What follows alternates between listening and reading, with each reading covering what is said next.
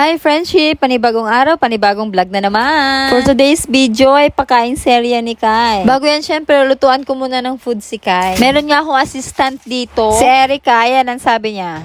I start everything baby's food. Kahit palit ako na ubo, gusto ko pa rin tumulong. Wow! Di ako mag-give up. Wow!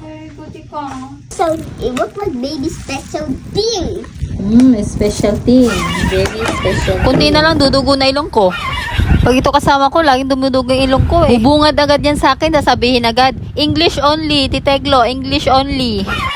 Ayun na nga, tutulong nga daw siyang gagawa ng pagkain ni Kai. Kaya ayan, siya na ang pinaglagay ko. Nakadalawang sala nga din ako dyan sa pag-steam. Dahil syempre, pang 3 araw na yan ni Kai. Fast forward nga at natapos ko na rin yan i-blend. Habang si Kai nasa tata niya, ayusin ko muna itong mga pagkain niya. Ayan, nilalagay ko nga siya sa container. Yung niluluto ko palang pagkain ni Kai ay pipino. Binalisan ko lang siya ng buto at hiniwa ko na maliliit. Tapos in-steam ko na. Ito na nga ang pagkain ni Kyle. Ayan, pipino shake. At nandito na tayo sa exciting part. Ayan, dahil nakaligo na ako, papakainin ko na si Kai. O ano masasabi niyo friendship? Base sa reaction niya, nagustuhan kaya niya? Dito ko na nga siya pinakain sa loob dahil sobrang init sa labas, friendship. Ayan, marami na namang stock na pagkain si Kai. Yun lang friendship. Bye-bye!